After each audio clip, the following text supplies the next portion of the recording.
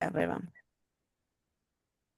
Hello everyone, and thank you for joining us.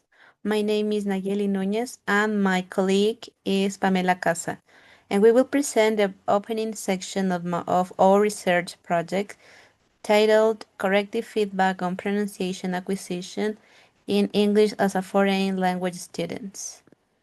In this short presentation, we will introduce the research problem, explain the context in which the project takes place, justify the study, outline the research design, and being the theoretical framework that guides the investigation.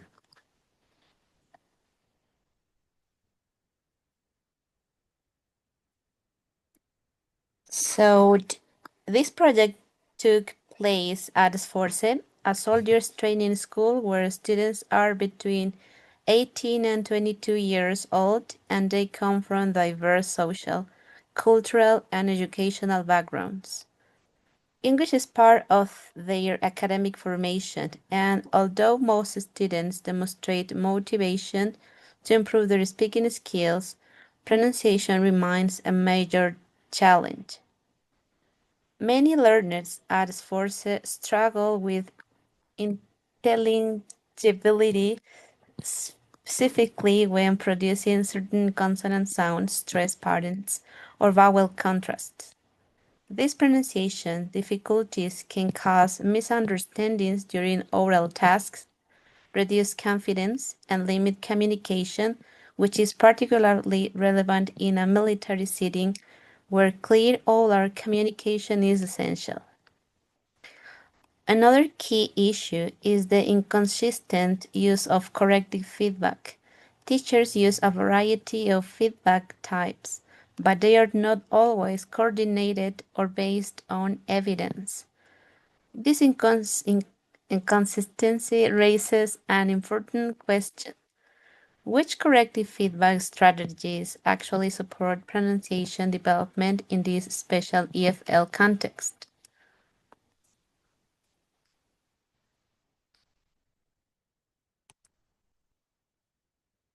The main goal of this study is to examine the efficacy of corrective feedback strategies on pronunciation development of EFL learners. The study is guided by three research questions. What type of corrective feedback are most frequently used by EFL teachers to address pronunciation errors in the classroom? How do different types of corrective feedback affect EFL learners' pronunciation accuracy? What are EFL students' perceptions and attitudes toward receiving corrective feedback on their pronunciation? These questions aim to explore both teacher practices and learner outcomes, providing a complete picture of how feedback functions in this environment. To continue, my colleague. Okay, we choose this topic because pronunciation is often overlooked in EFL classes, even though learners consistently identify it as one of their greatest challenges. In Esforce, clear pronunciation is not only an academic requirement but also a practical necessity, as soldiers need to communicate effectively during training, teamwork, and operations. Additionally, research on corrective feedback shows mixed results. Some students suggest that explicit correction leads to faster improvement, while others argue that recast or prompts encourage a more natural acquisition. However, most of these students occur in ESL contexts, not in EFL environments like Esforce, where exposure to English is limited and learners depend heavily on the classroom. Therefore, this project aims to provide evidence-based insight that can help teachers choose effective feedback strategies and support the students as they work to improve their pronunciation. Next slide, please. So let's have an overview of the research design. This study uses a mixed methods designed to gather both quantitative and qualitative data. First, we observe teachers during speaking and pronunciation activities to identify the types of corrective feedback they most frequently use. Then next, students participate in a pronunciation task where different types of feedback, recast, explicit correction, and prompts are implemented. The pronunciation accuracy will be measured through pre and post tests to determine improvement. And finally, we conducted briefly interviews and reflection questionnaires to explore students' attitudes and perceptions towards each feedback type. This combination of methods allowed us to examine not only pronunciation gains, but also students' experiences and the teacher's behavior. Next slide, please.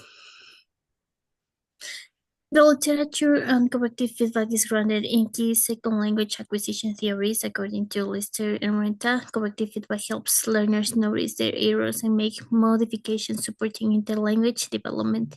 In the field of pronunciation teaching, researchers such as Derwin and Monroe emphasize that the goal is intelligibility, not accent perfection. They highlight the focused feedback on specific sounds and suprasegmental features and significantly improve learners' comprehensibility.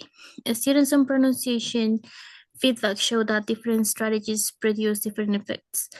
Explicit correction gives learners a clear model, but may increase anxiety. Recasts are more implicit and natural, but learners may not always notice them. And prompts encourage self-correction and deeper cognitive engagement. However, there is still limited research on these strategies in military academic contexts and even less in the EFL environment with young adult learners from diverse backgrounds, such as this force. This gap strengthens the relevance of our research. Next slide, please. Oh, that's it. So, thank you.